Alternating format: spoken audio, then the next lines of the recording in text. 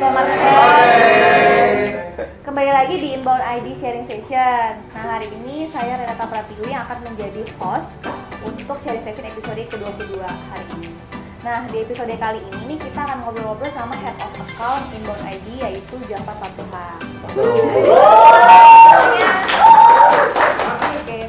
Selamat sore nih Jafar. Sore Renata. Nah, jadi terima kasih untuk menyempatkan waktunya untuk sharing session hari ini. Nah, kita nih mau ngobrol-ngobrol ya, boleh ya? Boleh dong. Jadi tema kita hari ini adalah Go Digital with Inbound ID Digital Marketing Training nih.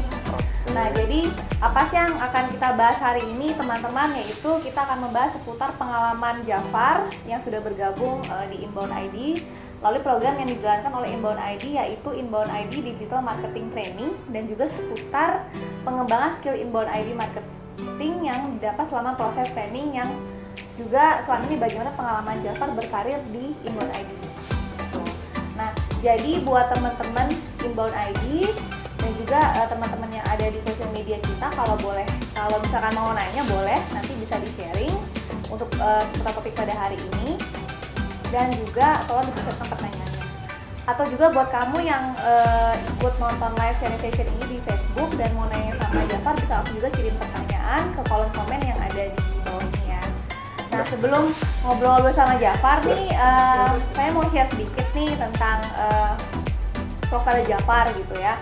Jadi Jafar Fathuha ini lahir di Jakarta 18 Agustus 92. Jadi usianya sudah berapa nih? Baru 25.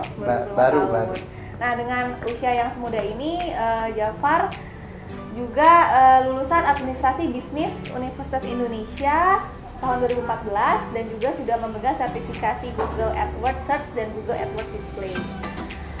Lalu achievement Jafar antara lain adalah first winner of National Business Plan Competition yang diadakan Indonesia Business Expo Competition, first winner of Business Case Competition yang diadakan Business Society University of Indonesia, dan yang paling fresh ini adalah Jafar pernah mendapatkan Inbound ID Employee of the Year di tahun 2016 kemarin.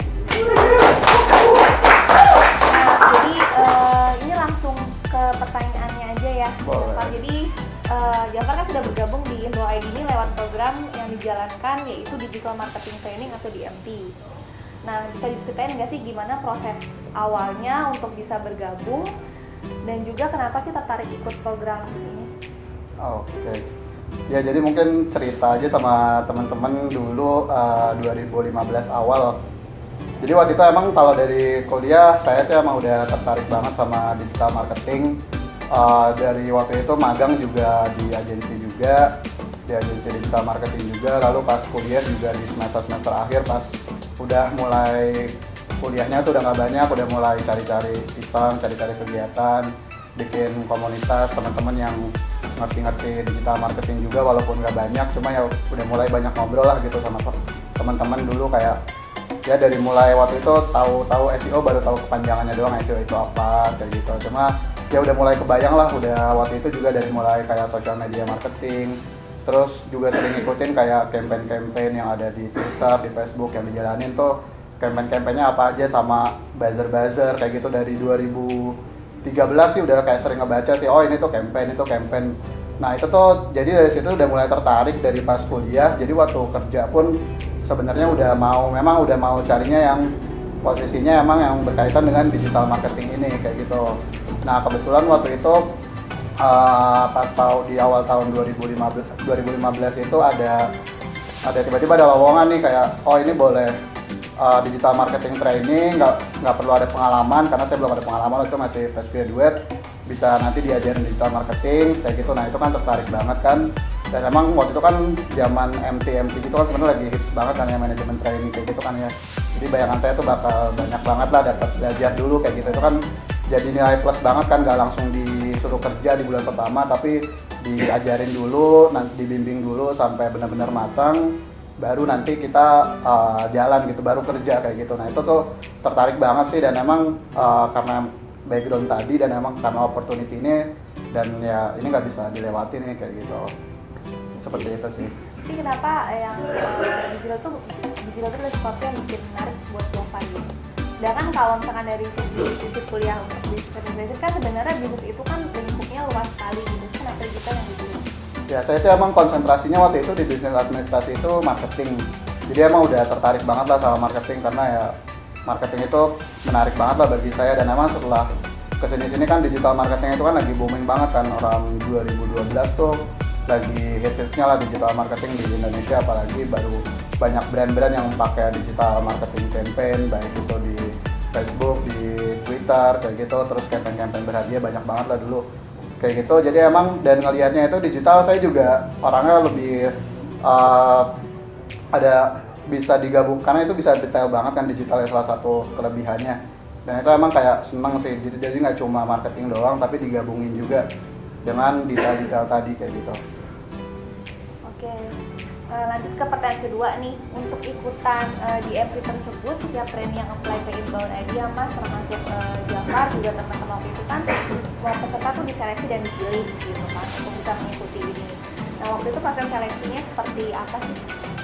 Kalau proses seleksinya sih sebenarnya biasa ya, kayak proses seleksi kerja biasa waktu itu kayak mungkin, tapi ada beberapa tahap. Kalau mungkin biasanya kalau seleksi kerja yang biasa mungkin cuma kalau di inbound khususnya ya cuma masuk langsung diwawancara.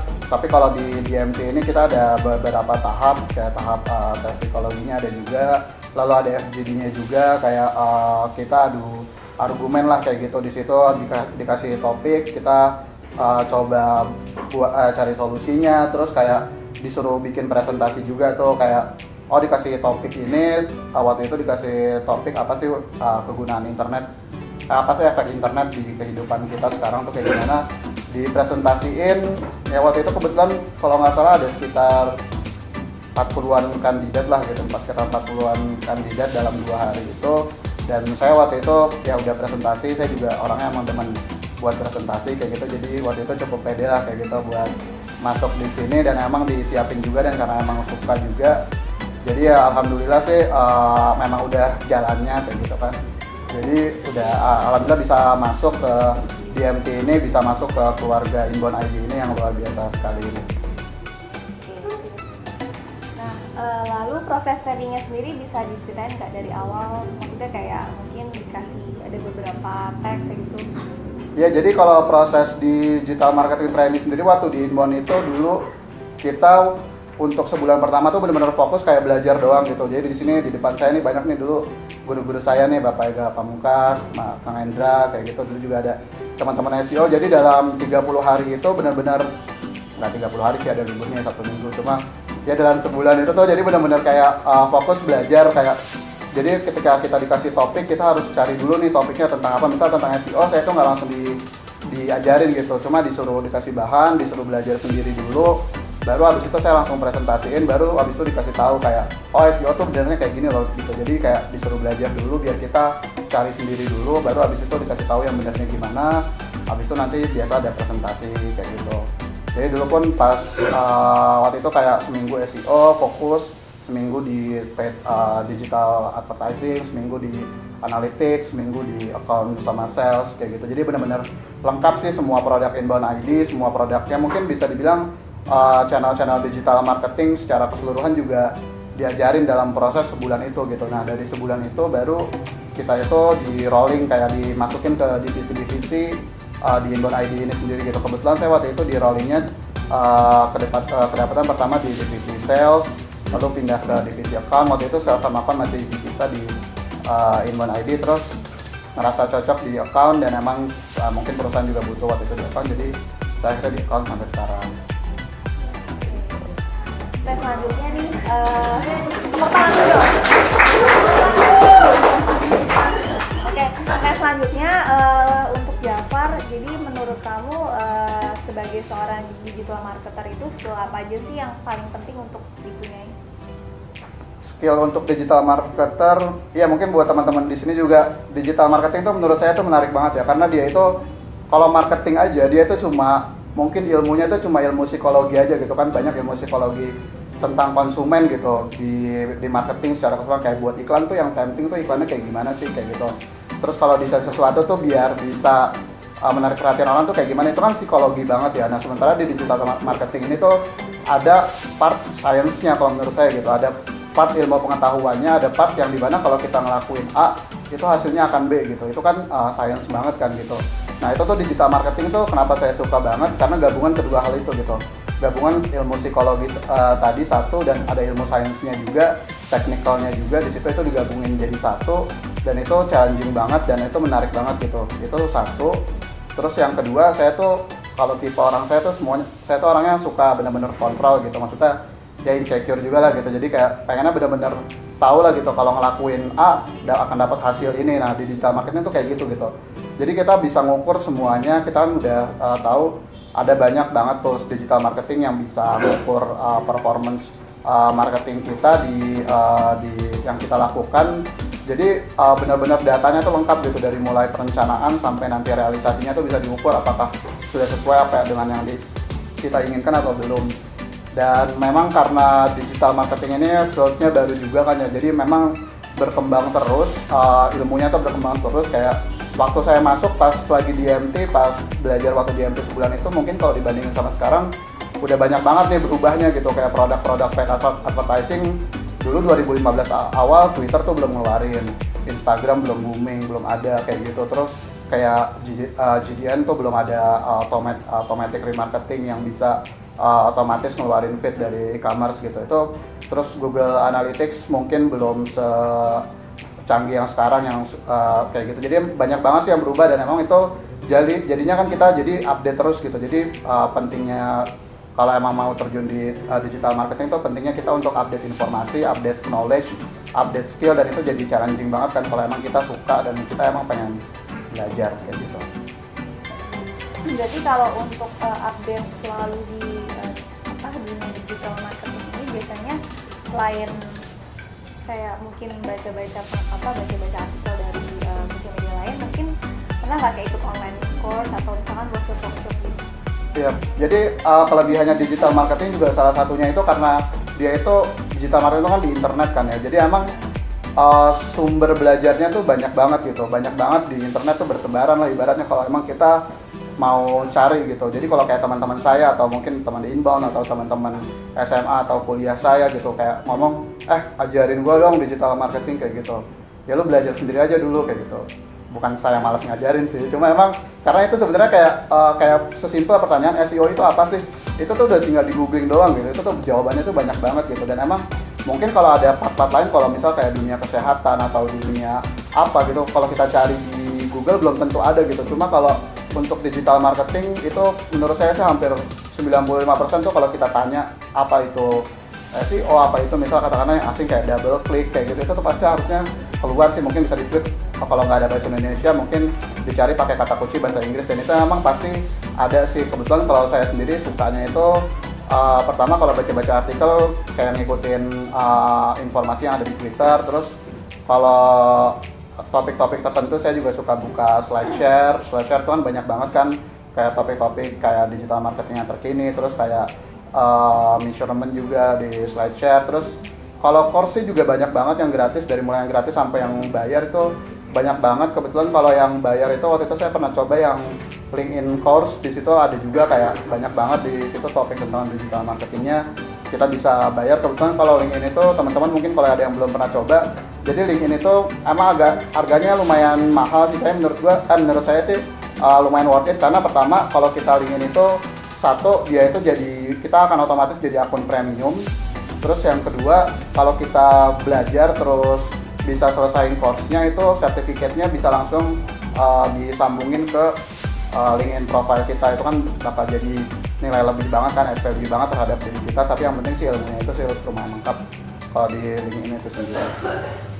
Sama satu lagi yaitu saya juga banyak belajar dari teman-teman di inbound juga lah gitu. Banyak dari teman-teman yang emang udah, apalagi di divisi produksi yang benar-benar terjun langsung mempraktekkan ilmu digital marketing ini. Banyak belajar juga kayak best practice-nya dari mereka seperti apa, karena emang nggak semua yang ada di buku tuh, nggak semua yang ada di teks tuh bisa berjalan sesuai gitu. Jadi harus banyak sharing juga, baik itu teman sekantor, teman kuliah, atau teman college di luar kantor. Banyak-banyakin sharing kalau digital marketing. Nah itu kemungkinan kita bakal bisa banyak banget dapat insight-nya, dapat ilmunya kayak gitu.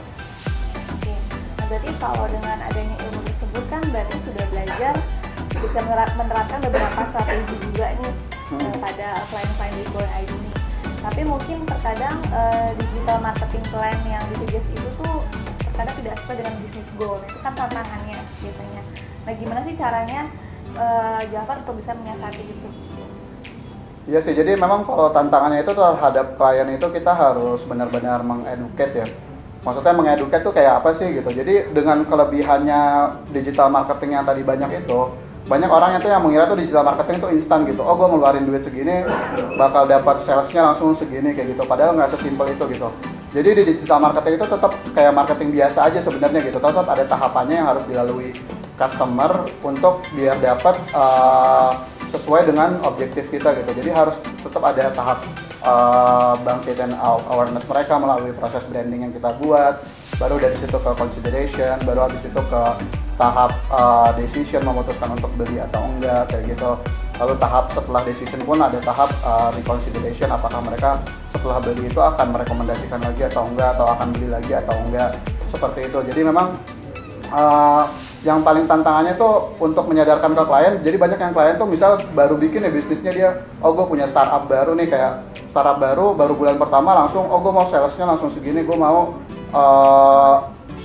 salesnya langsung segini, atau yang langganan service gue langsung segini gitu. Padahal harus ada tahap dulu, kita harus kayak tahap brandingnya dulu, ngenalin proses mereka itu siapa, kegunaan mereka apa, baru nanti kita masuk ke tahap selanjutnya. Karena kalau di digital marketing ini channel yang kita gunakan, channel marketing yang kita gunakan itu pasti terkait banget dengan objektifnya gitu.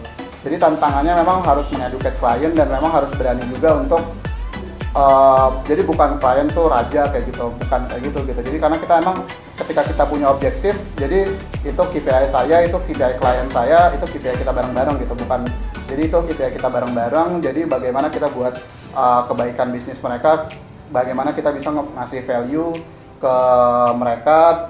Nah itu di situ part kita gitu sebagai digital marketer, digital marketing consultant untuk memberikan arahan ke mereka agar bisa align strategi marketing sama bisnis goal mereka. Nah, Jafar udah cerita nih tentang kenapa dia suka berkarir di dunia digital marketing. Nah, sekarang pertanyaannya ini lebih ke apa sih yang disukai ketika bekerja atau berkarir di Inbound ID sebagai tempat Jafar tuh istilahnya bermain di lahan digital marketing, dan kenapa?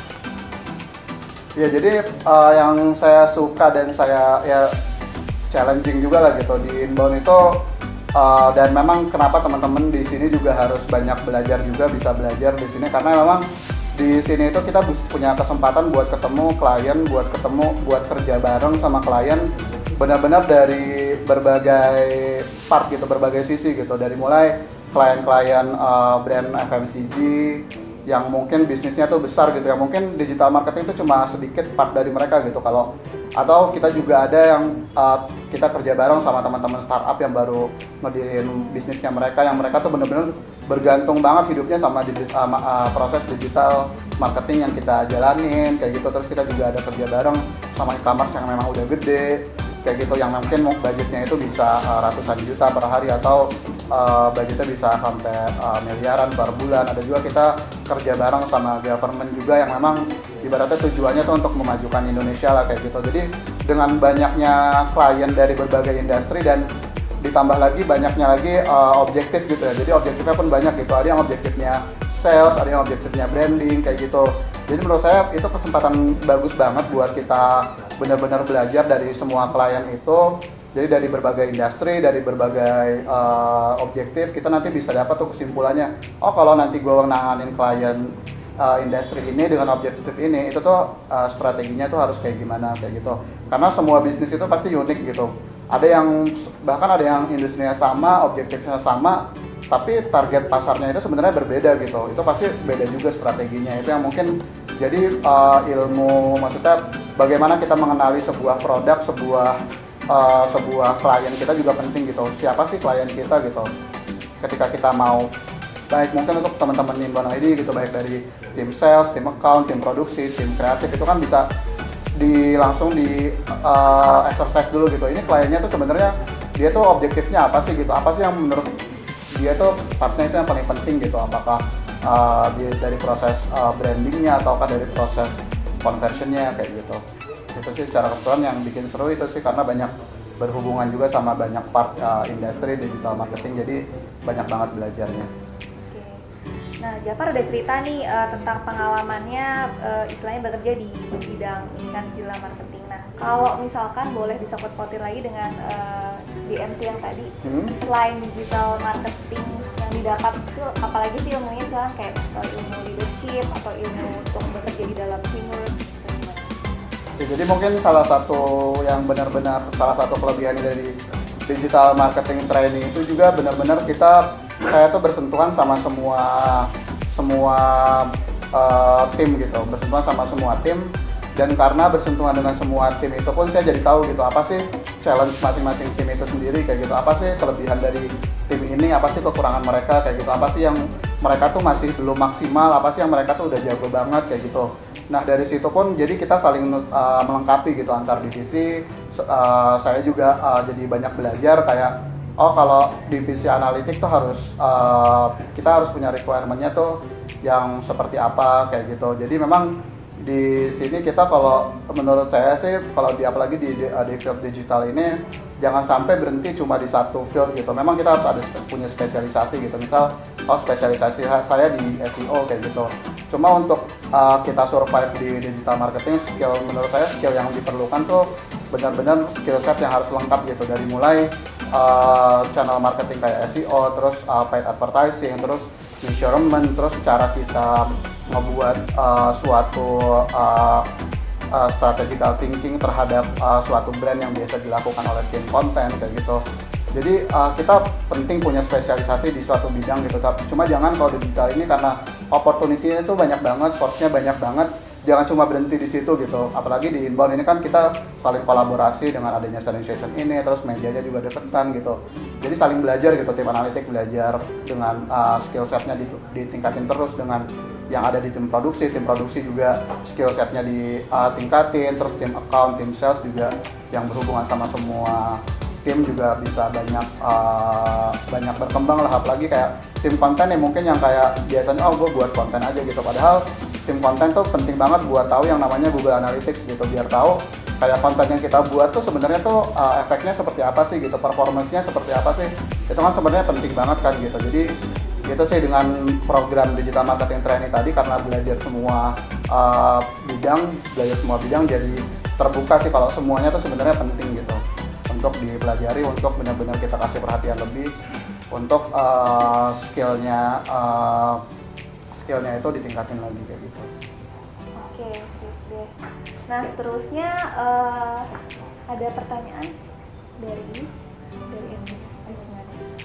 Oke. Nah mungkin sebelumnya nih aku mau nanya, ada pertanyaan dari teman-teman Inbound ID Army di sini?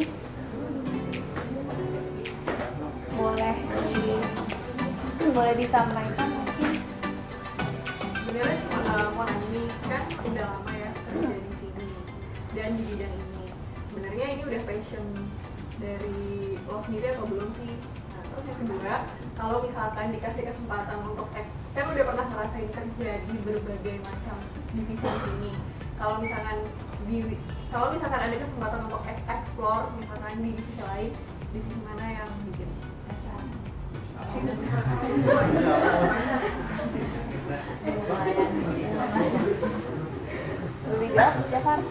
Ya, terima kasih atas pertanyaannya.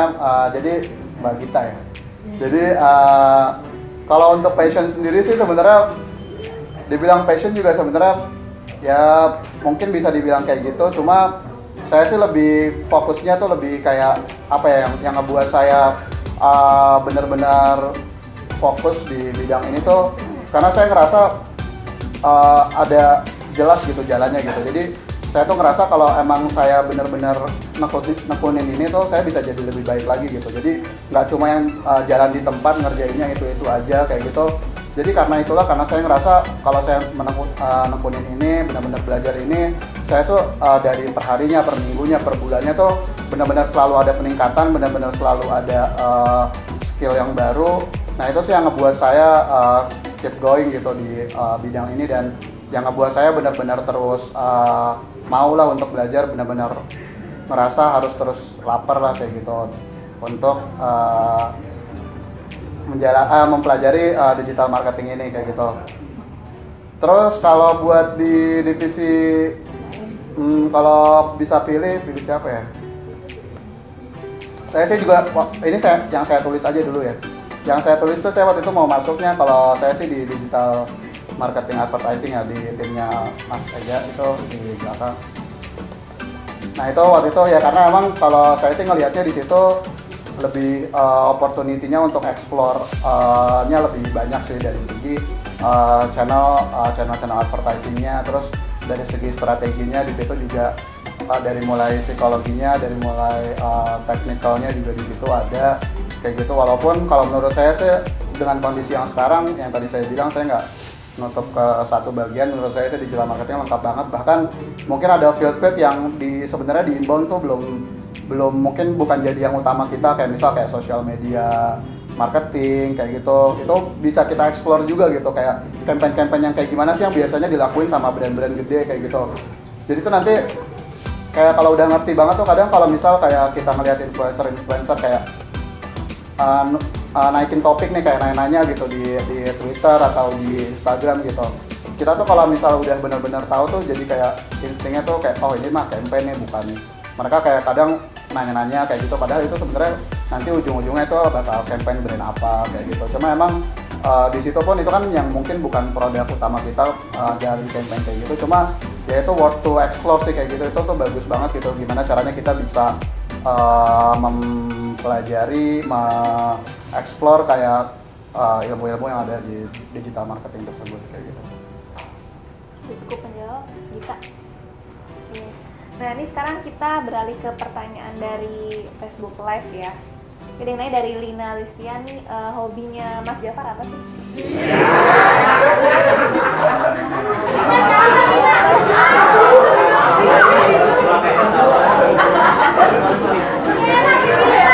Asik.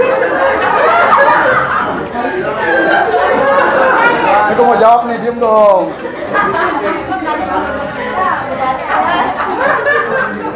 Jadi kalau hobi saya apa ya? Saya jawab kerja disolahin nggak? Nggak, hobi saya suka nonton bola sih. Cuma karena suka nonton bola itu, terus suka digital marketing juga. Jadi kadang digabung-gabungin tuh. Kayak misal saya tuh benar-benar ngikutin banget kayak sosial media tim-tim bola tuh, benar-benar ngeliatin. Terus kayak profil sosial media pemain-pemain bola tuh diliatin juga gitu. Gimana tim PR mereka tuh kerja buat memprofilkan si tim-tim tersebut. Terus kalau dari tim bola tersebut juga kayak kalau nonton tuh kayak dilihat gitu kayak berapa sih kira-kira orang yang nge-tweet lagi pas final champion, pas tim idola saya kemarin menang di Liga Champion itu berapa banyak gitu yang nge-tweet gitu. Itu juga kadang suka merhatiin kayak gitu. Terus kayak misal Cristiano Ronaldo tuh kayak oh dia tuh punya followernya berapa puluh juta sih, terus engagementnya tuh bagus nggak gitu, apakah itu cuma fake follower ataukah emang bagus kayak influencer yang lain kayak gitu. Itu juga sering lah ngikutin kayak gitu, jadi di combine juga.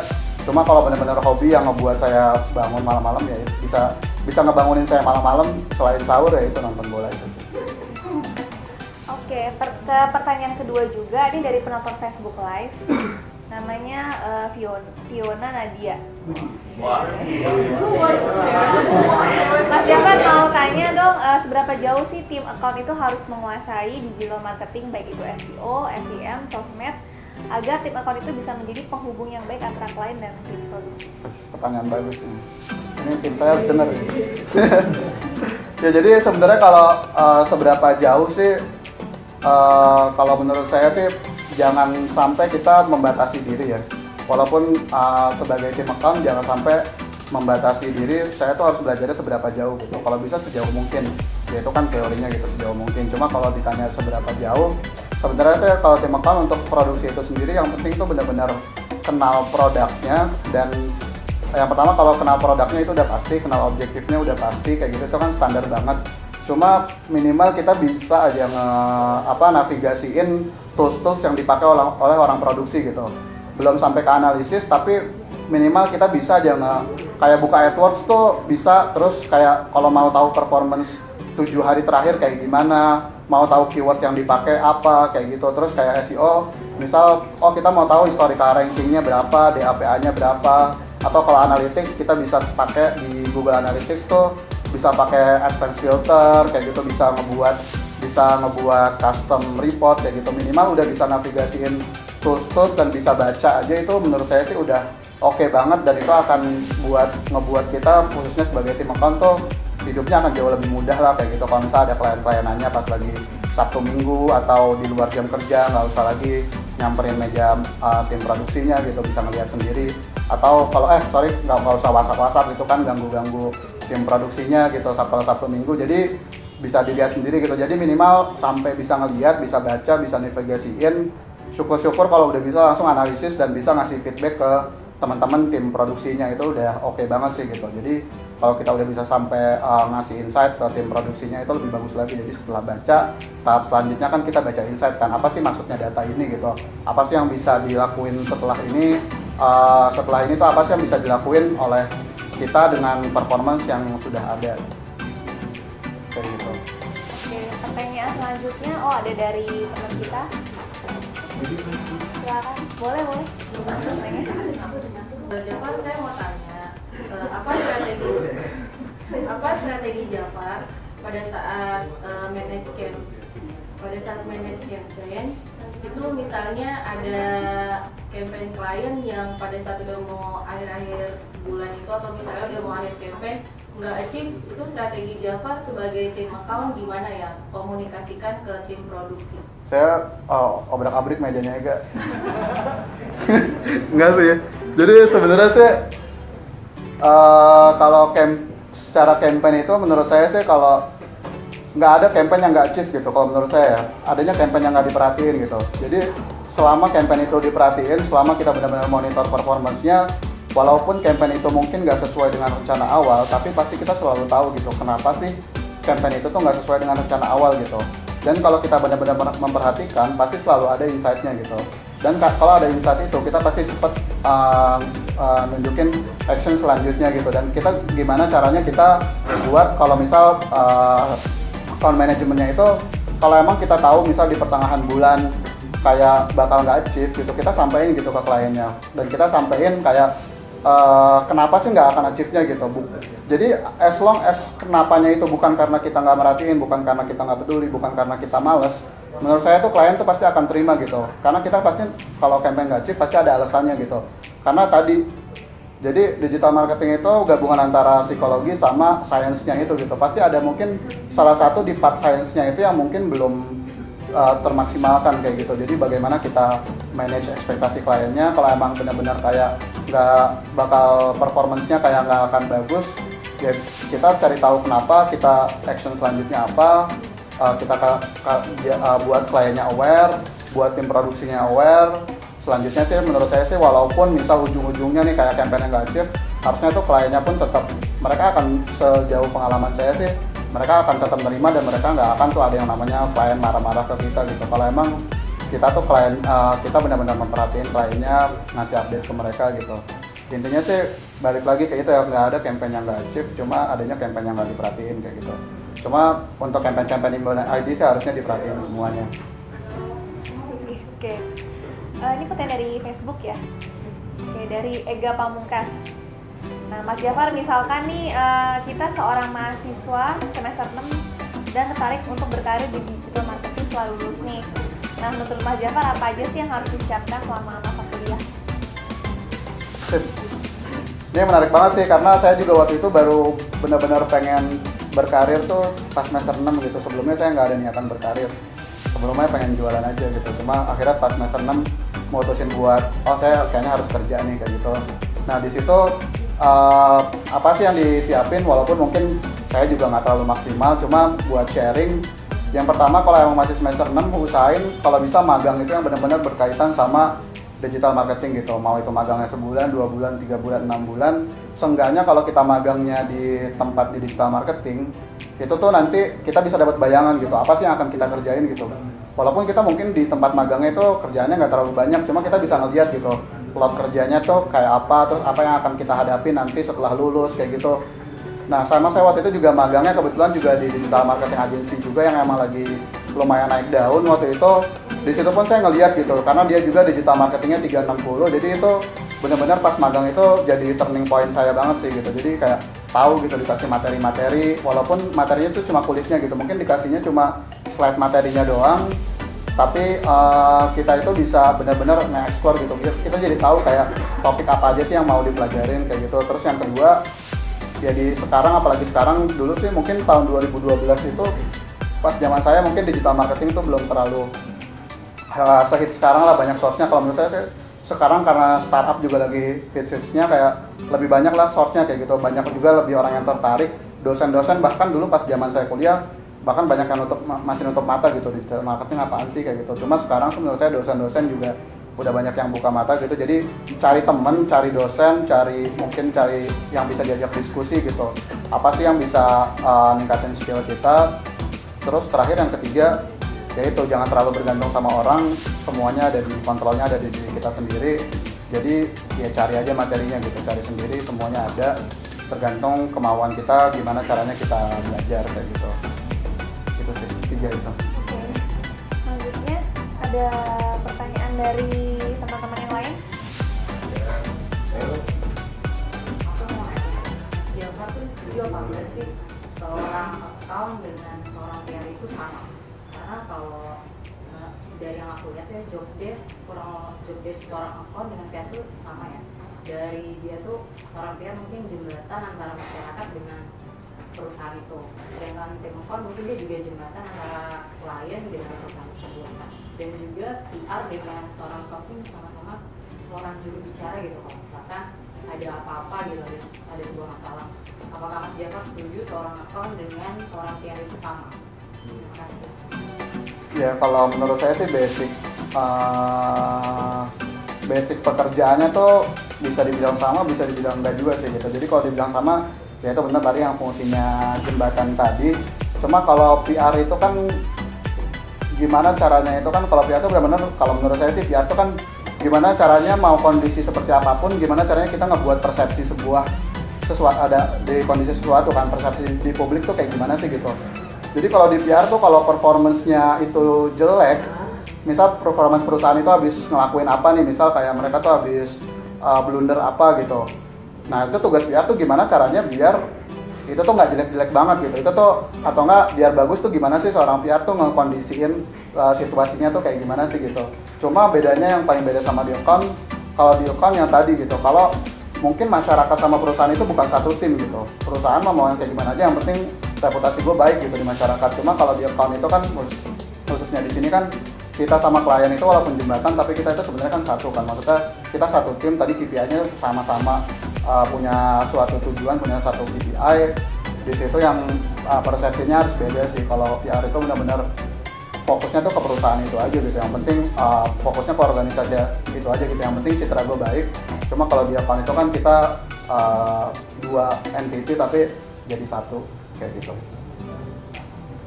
Oke, ini sekarang pertanyaan terakhir nih, Jafar dari kita. Silakan. Jadi Jafar kan dibilang masih muda tapi sudah punya banyak achievement nih yang bisa dibilang membanggakan gitu. Dan sudah juga punya jabatan sebagai head of account. Nah, rahasia dan tips apa lagi sih yang pas buat anak-anak muda sekalian ini biar bisa termotivasi untuk mempunyai karir yang bagus? Kalau pertanyaan tadi sebenarnya saya udah banyak ngomong sih tadi ya, maksudnya udah tersirat juga lah di yang tadi gitu. Kalau menurut saya sih yang paling penting itu ya tadi sih, kita jangan terlalu pikir jangka pendek kayak gitu, kita harus pikirnya jangka panjang. Kita tuh kerja masih lama gitu kan, masih ada 20 tahun atau 30 tahun lagi kita kerja gitu. Jadi sesuatu yang kita putuskan, apa yang kita pelajari, apa yang kita kerjakan gitu, itu tuh benar-benar penting banget.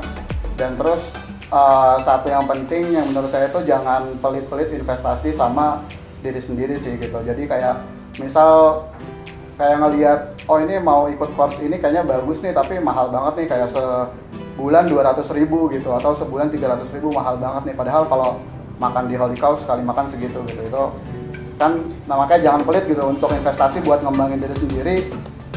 Harusnya walaupun mungkin nanti course-nya itu cuma dilihatnya cuma 3 kali 4 kali gitu, cuma seenggaknya kita tahu apa yang kita bisa pelajarin di course itu, nantinya kan bisa explore lebih lanjut kalau mungkin nanti benar-benar tertarik gitu. Jadi kayak Terus sekarang